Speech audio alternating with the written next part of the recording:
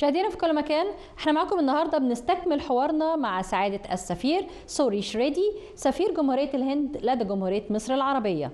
في لقاء اليوم هنتحدث عن العلاقات المصرية الهندية، فابقوا معنا وتابعونا.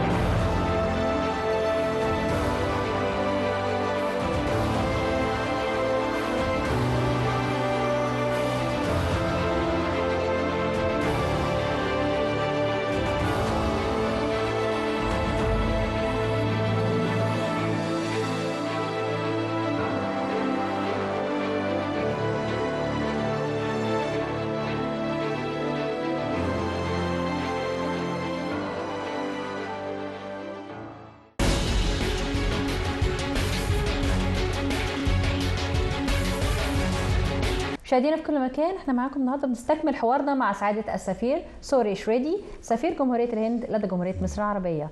Your Excellency, thank you so much for the second time to have us here.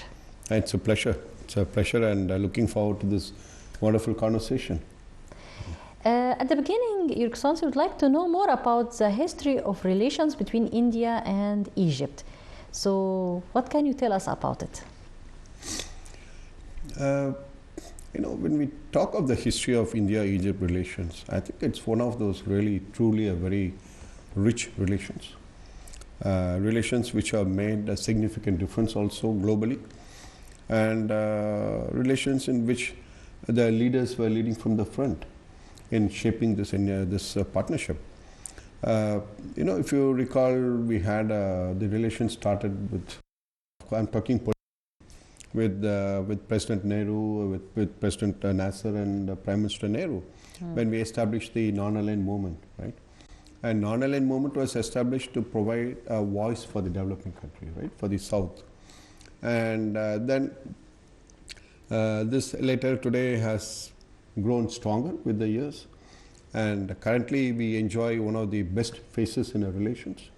We have a very strong strategic partnership, and a strategic partnership in which the two leaders, I mean President Sisi and Prime Minister Modi, are directly supervising these relations, and they both believe in this partnership, and they both have encouraged us to take it to a much higher level to realize the potential in the relations.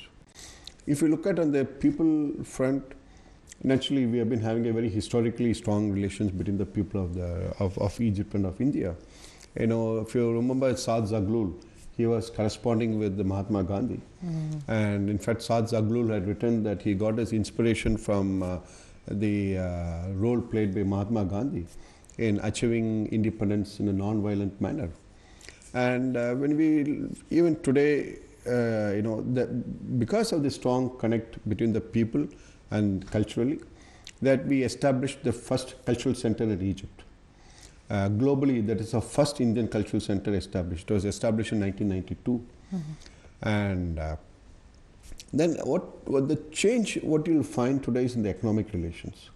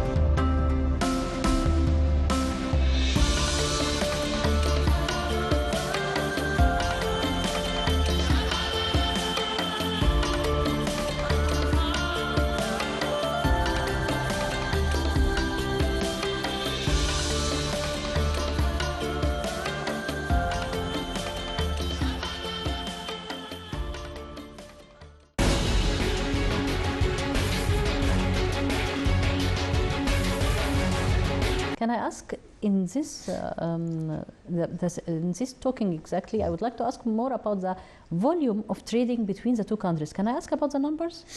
Approximately, numbers, of course. You see, the trade between India and Egypt is about $5 billion. And I personally believe it is not really much. Because when we look at India's trade last year, I would say India's trade last year was about $1.5 trillion. Roughly $1.5 trillion. And in this, when we look at this large number and then when we look at $5 billion, obviously there's a lot more we can do between India and Egypt. And frankly, can I ask about the field of the trading that they have? It's India which is exporting more.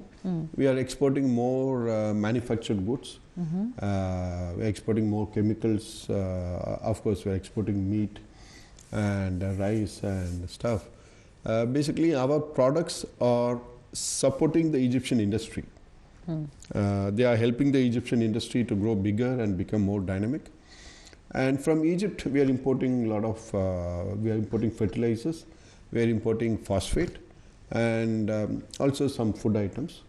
But I want to see, like, today we have the famous Egyptian strawberries and oranges in Indian supermarket. But I want to see also the pomegranate from Asyut.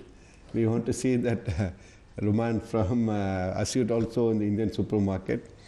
And I believe there's a lot of potential for Egypt to increase its exports to India. I want to see more Egyptian products in India, really. That is what we are working on. Your Excellency, allow me to explain something for our viewers that we talked about before shooting this episode. His Excellency mentioned that he have been to Asyut as a government, and he just have been this time for him just in 6 months only in Egypt, but he was he felt that he wanted to go to see Asyut as a government. I would like you to talk about the government of Asyut and why did you go and went to Asyut to have a visit? For what reasons? Asyut is a very important capital in Egypt. It is a very important, very historical capital, and economically it is a very large city. It's the center of that part of Egypt.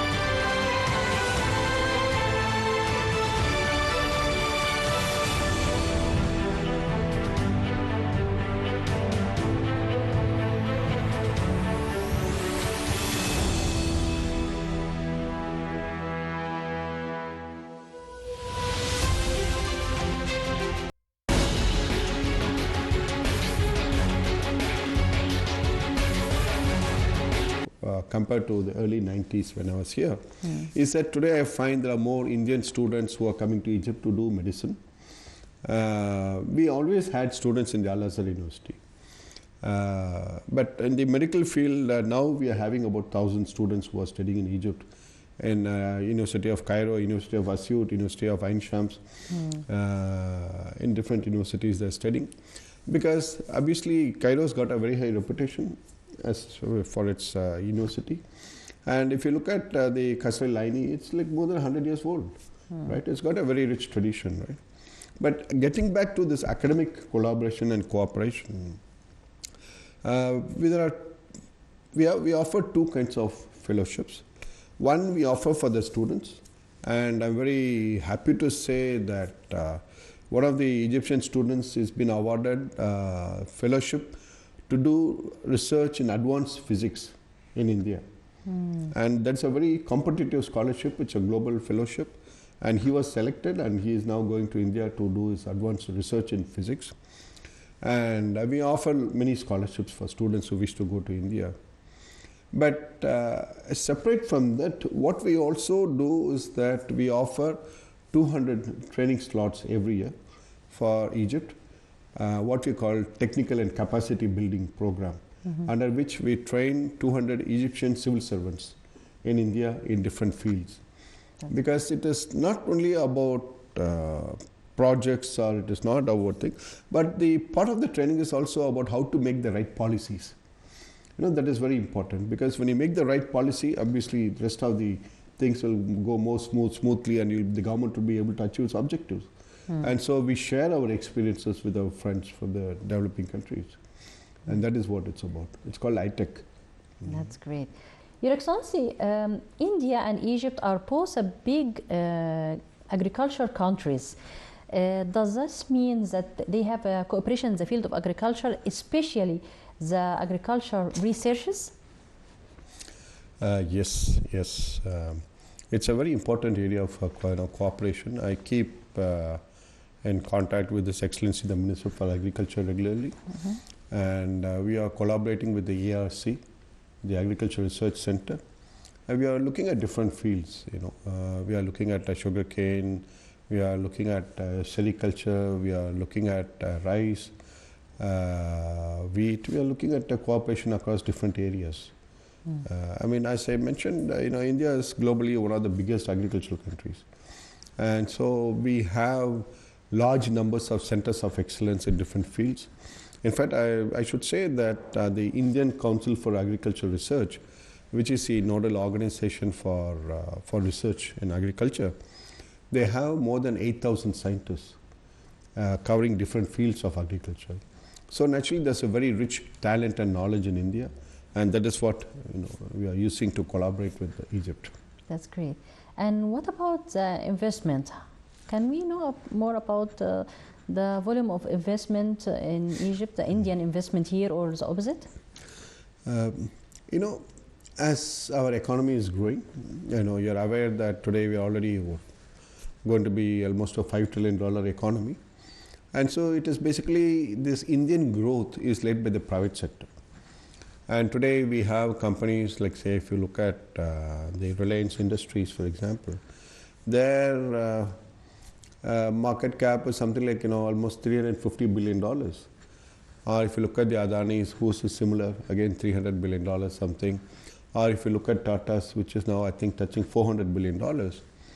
And or if you look at the Mahindra's, which is again $70-80 billion. So all this Indian economic growth is led by the private sector. And so because of this companies growing, so now they have been investing aggressively abroad. They have been going out and investing in many countries.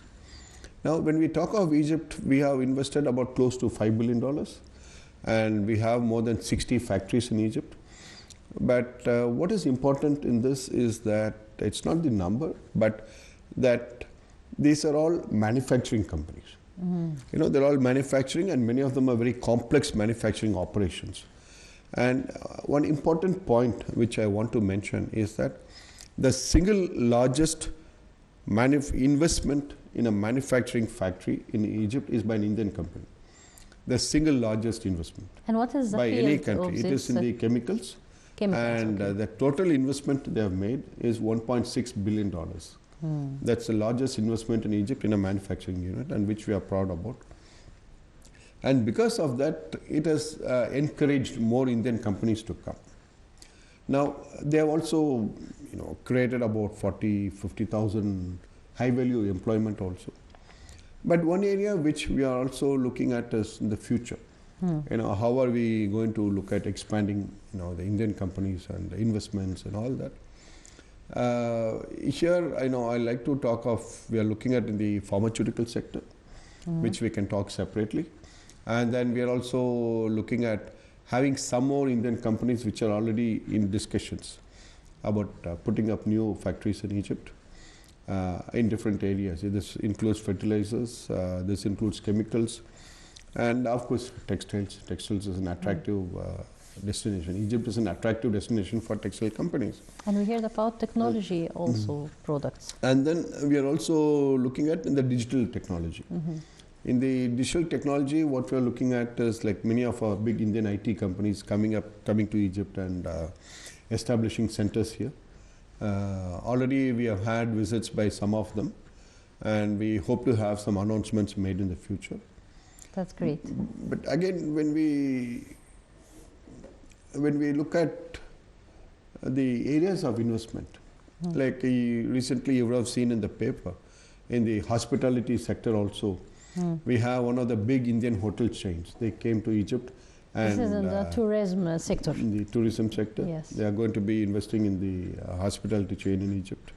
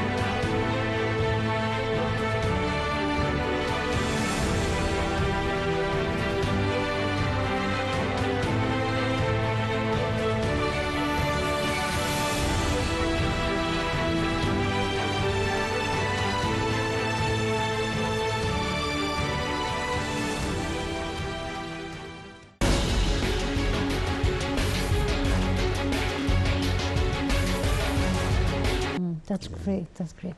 Your Excellency, normally my final question is about Egypt here.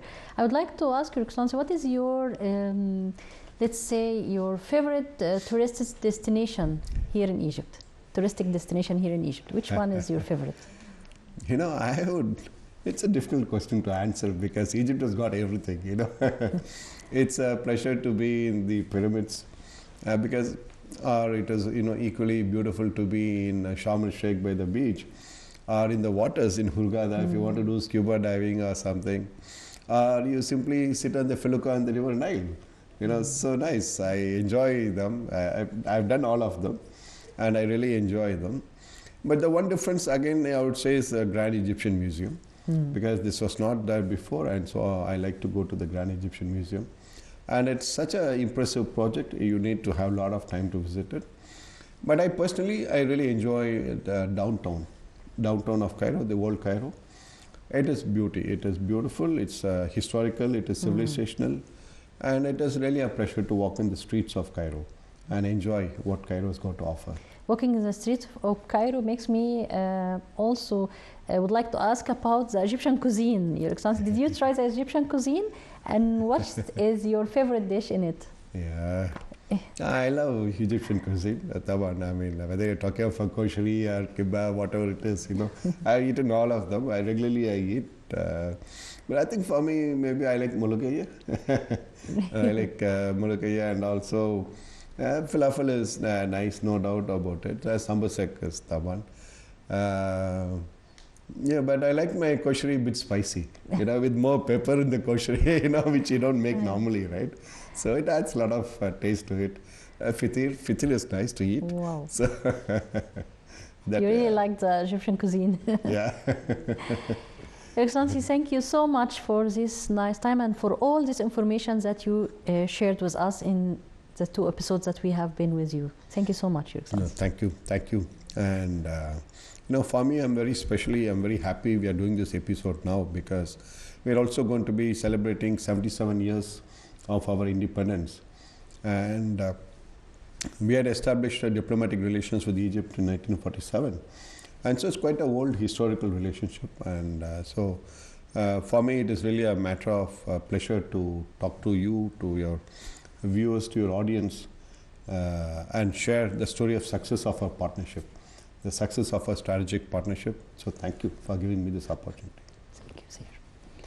مشاهدينا في كل مكان، وبكده انتهى لقائنا مع سعادة السفير سوري شريدي، سفير جمهورية الهند لدى جمهورية مصر العربية. بشكركم جدا لحسن متابعتكم، واشوفكم على خير في لقاء آخر. إلى اللقاء.